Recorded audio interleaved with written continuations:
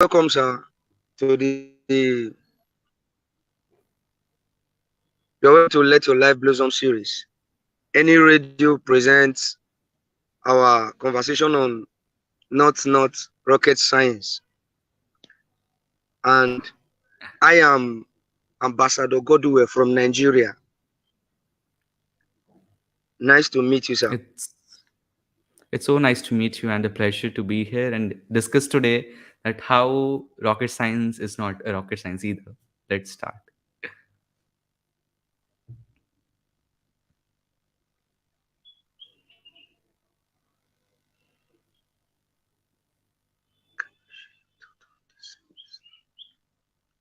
Okay, sir. So nice to have you on the show, and I have a first question here. Can you share your thoughts on the same? It's not rocket science. I guess it is interesting. I remember 3 years back when we started with the entire idea of setting up a space company, making up satellites, and launching up sometimes a model rocketry. Our company does not deal in model rocketry, but yes, I have tried rocket science on my own 1.5 years back when I was back in the fields of Punjab, and I had the opportunity to launch a rocket because I live in Jammu, and here it is not appropriate for me to launch anything of that sort because of the border conflicts. So I remember being in the state of Punjab when I had open fields, and I had the opportunity to launch a model rocket. It was interesting because the kind of trigonometry equations and everything that you study in the physics, it is actually something you have to deal with the real life. But apart from that, in rocket science, not physics equations are everything. You still have to deal with mechanical stuff that you have to do by hands. So it is interesting to say that how the rocket science is not rocket science either, but how important it is to understand that how rocket science is also rocket science. So I guess both things are very self contradictory or paradoxical, but the entire idea is at least space is not a rocket science. You can still enter this field, this domain of space sciences, set up your own company, and do good stuff in the field of space sciences and satellite technology. And this is where our company is dealing in. Okay, that was wonderful. So, sir, I'll just move on to the second question here. Tell us your thoughts on your journey with Paradoxonics Research Association in India. I would say interesting.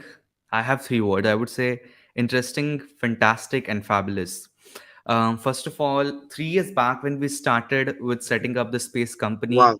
the entire idea was like so interesting that we have to build satellites or we have to do something of that sort that would at one point of time lead us to the journey of space and stars. So it was interesting at that time, but when we entered in, it was really hard. I won't say that it was a cakewalk. It was definitely never a cakewalk, because in the space industry it is not just about making something or kind of finding asteroids or stargazing of that sort. We actually wanted to enter the technology sector, and this is how we started with our space company, the Paradoxonic Space Research Association, which was then known as Paradoxonic Space Research Agency. So the idea here was to set up a space company and work in the sector of small satellites and make some modular subsystems. So when we started with our first kind of satellite, that was InCube, the first open source satellite of India either.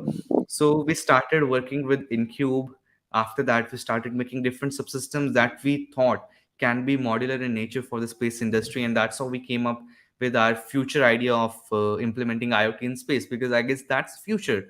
If you get into the sector, you realize the communication problem with all the subsystems. So if you get in the industry, you have to understand the potential as well as the problems that lies within the industry and how you can solve them. So I guess this is how the journey with PSSR India started, and this is continuing, and we hope to continue it further.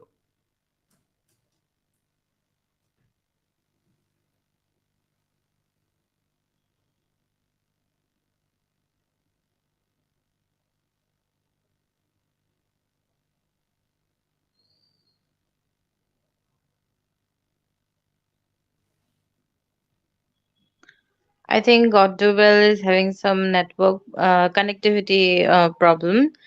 Right. So great to hear from you, Onkar. This is Abhijita continuing with the other part of the podcast. Please Sure. explain to us how STEM is evolving the mindset of today's youth for productivity and innovation. I guess STEM plays a really huge role in evolving these mindsets. So the idea here is that if we add STEM as a fun part in, let us say, education curriculums within the children and the youth, then probably we can have something more innovative.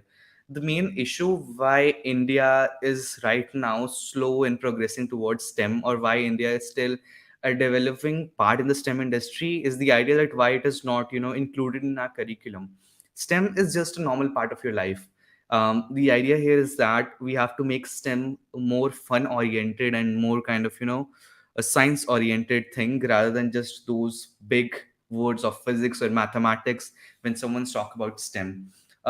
Main reason that I feel that why STEM in India is not so productive, because of how it is included in our curriculum. If you hear STEM, it is definitely about physics, chemistry, math, sciences, and you have to give examinations and all that sort of things. So because of that, the STEM evolution within India is slow. But by the time our companies, organizations are coming in and making STEM more fun, I guess that evolution is very much required, because this is what going to lead India towards a bigger innovative hub that is led by the youth of the country. Very truly said. Tell us your experience while authoring the book when time stops. I mean, this is how a kind of my journey started, or I would say kick started. I had done few things in past, but writing a book was one of the major accolade that I did. Not in the sort of that I wanted to write a book so that I can get awards or something. I just wrote it because I really believed in the writings, the text I had in the book, coming from the theories that I added to some kind of situations or case studies. I just wrote it because I realized that this is something important that needs to come out to the readers. Uh, this experience was, I would say, really heartwarming, and at the end of the day, this is how all my journey kick-started: writing a book, getting the National Child Award from the President of India, and working with that kind of stuff. But while I was authoring, I had to face a lot of challenges. First of all, because of the peer group I had to deal with in the school. This was something probably out of the box. No one would ever think writing a book when they are in seventh class rather than focusing on their academia.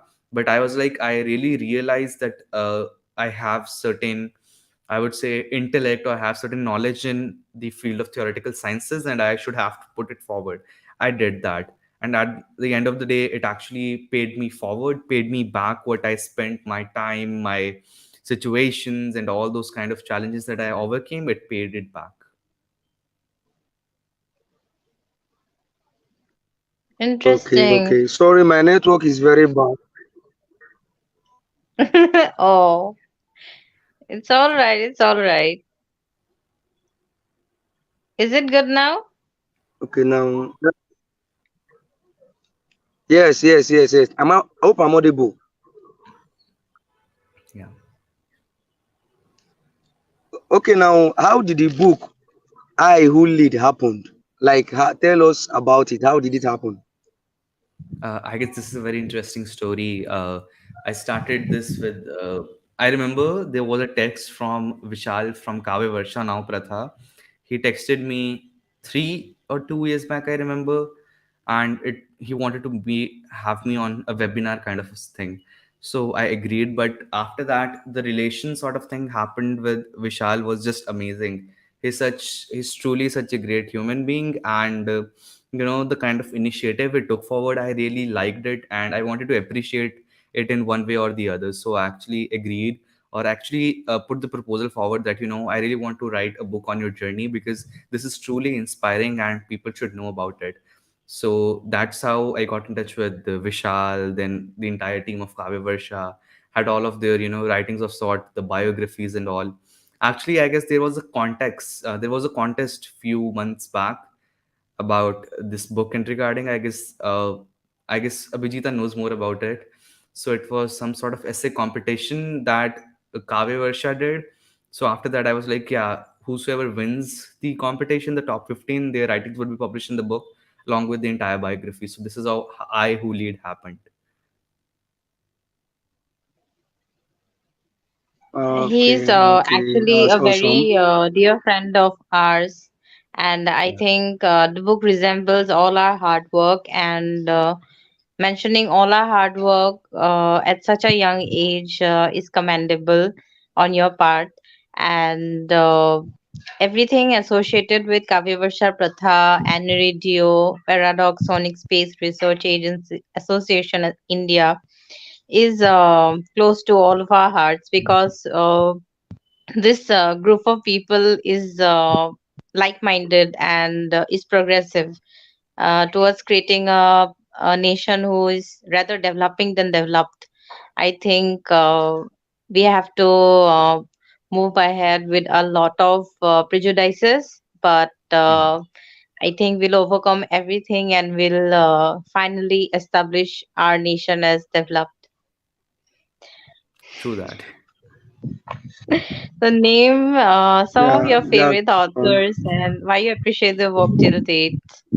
One of my favorite authors, like uh, just like favorite singers or actors, this keeps changing as time passes and you saw more of the artworks and creations. So right now I would say my favorite author is Mr. Harari. He wrote a book called Sapiens, and he have a lot of books that he wrote on the topic of evolution. So I guess, yeah, for now he is my favorite author. And you say authors, so Stephen Hawking wasn't actually an author, but his book, his findings that was, then crafted in a book called The Theory of Everything. And then, so I guess that is also interesting. I really like the theories that he wrote and put on in the book. Then I would say there is an Indian author called named Manjiri Prabhu. She also, I remember I read her book. So that was a fiction book. I really loved that book as well. So yeah, these are my three favorite authors, I would say. Okay. That's very awesome and perfect. I can see. So, can you tell us the impact of India's first open source satellite and lot revolution in space? Yeah, definitely. So, India's first open source satellite InCube is like one of the most advanced and one of it is also our maiden space mission that is leading us towards the orbit. It's really interesting to think about that how we put forward with something as unprofessional as this, and then coming to the making actual satellite in space. So, I guess it is really interesting to think about how we started with. So InCube is a 1 unit satellite, as I just showed you. So it is as small as that, a 1 unit box, but the idea is that it is more advanced, and we are actually sending it to the space. So India's first open source satellite necessarily means that the nature of the satellite in terms of its intellectual property is totally open source. So anyone like you or me can access it without any hindrance, without any IP violations. So we are making it open source in nature. We are still figuring out which license we should use, but still it would remain open source. I would say totally open source in terms of hardware, software, and data, such that it would help all other researchers, CubeSat enthusiasts, and developers to do something similar on their own. Then we move forward to our commercial projects, and yeah, this is where IoT revolution space plays a role, a huge role, rather, I would say. So there is one device we are developing called the DSS LCP. So this is actually a demonstrative device that we are developing right now, and it demonstrates the capability of IoT and mesh-to-mesh networking in space. We actually want to get rid of the ground station because, as I said, there are a lot of problems in the space industry. One of them is how the satellite communicates, because there is a high latency. Then in low Earth orbit, RF is not that efficient, specifically in the small sats, when you don't have a ground station mesh around the Earth and you are a single CubeSat operator. So we want to change that kind of planning, and we want to make M2M communication possible in space such that we don't need a ground station, and then we can get low latency and real time data anywhere around the world just using internet. So this is how IoT revolution in space comes into the play.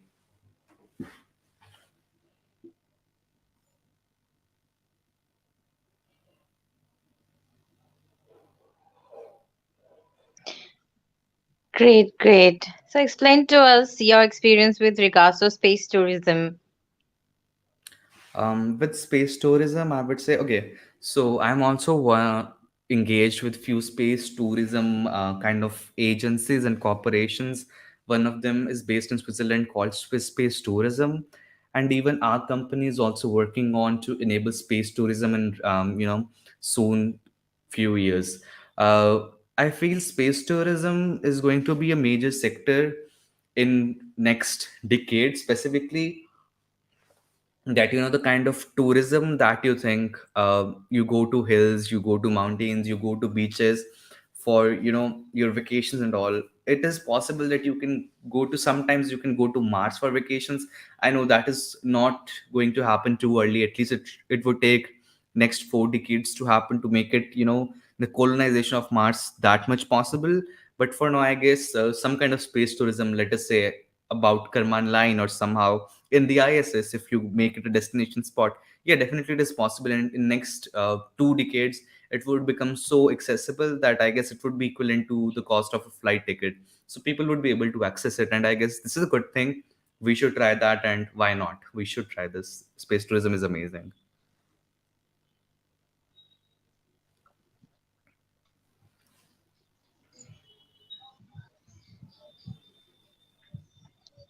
Appreciated. How has your experience shaped as peace ambassador in the present times? Um, I guess now I'm not a peace ambassador of any organization anymore, but I still consider myself as a peace ambassador. I mean, everyone is an ambassador. You can be an ambassador of peace. You can't be an ambassador of human rights. It's just about where you put your activism towards. So yeah, I guess peace is important. Recently, my experience with past two international organizations had been good. I got to learn a lot of things, and even before resigning, the main part when you join any organization, no matter what your goals had been or what you expected from the organization, you always get to learn something. So I guess, yeah, these experiences engaging with the communities, the underprivileged children, and all through all these kind of drives that happen with these international organization, understanding different kind of cases that happen throughout. I guess this really shaped me as a person who care more about peace and humanity, and then gain a more unbiased perspective on kind of global political happenings that sometimes have to do with international politics, and you have to take a stance, because I guess always peace and humanity is first versus any kind of nationalism or any kind of jingoism things, sort of thing. So I guess, yeah, it shaped me as a person who care more about humanity rather than taking a biased stance towards a certain situation. Okay. Okay, that's nice. So please, can you tell us your message for the younger generation wishing to become a rocket scientist? I would say engage more in STEM related activities. And STEM is amazing. You just don't need to scare the shit out of you when you are actually working in a space tech field. I know when you start with, see, why I even joined space was that it is interesting. It was not about I'm some bookworm kind of a person, or I really uh, like to sort of do science related things. That's not true. I actually joined the space industry because I thought space is amazing, space is interesting, and exploring space is important. So if you have that kind of exploration warm within you, I guess you can enter space field, and anyone can do that. Because again, once you enter in, you would actually get in love with all these space related components, the physics, the electronics. In start, it would look like daunting because you have never touched those electronics, you have never read physics. But once you get into it, I would say you are going to have a love at first sight with electronics, with the rocket science, with all these components and electronics, with the physics and all these things involved. And I guess it's amazing. You should try that.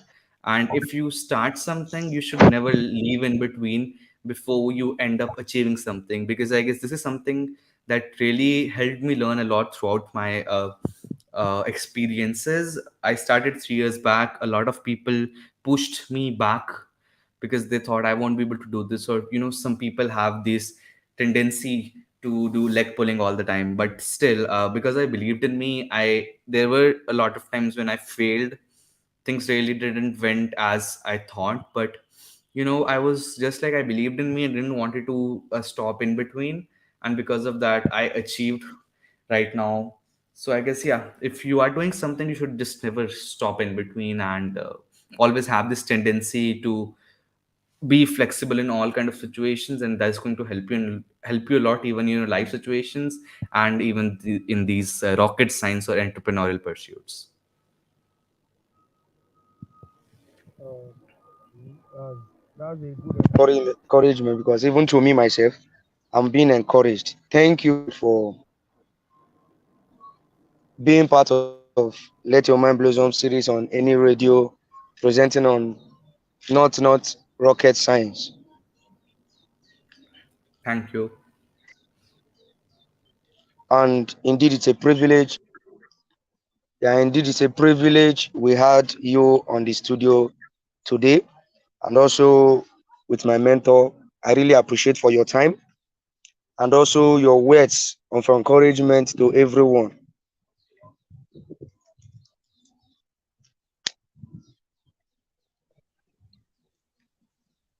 We hope to see you again. Thank you. Thank you, and I really appreciate you taking the time, and Abhijita, for setting this podcast up. I really hope that all the viewers would have learned something from this podcast. And if you are here, subscribe to the channel or whatever social media you are watching this series on. Thank you so much. Thank you for giving us your Yeah. time, your precious time from your daily schedule. And we wish all the best to all your future endeavors. Stay tuned and God bless us all. Thank you. Thank you.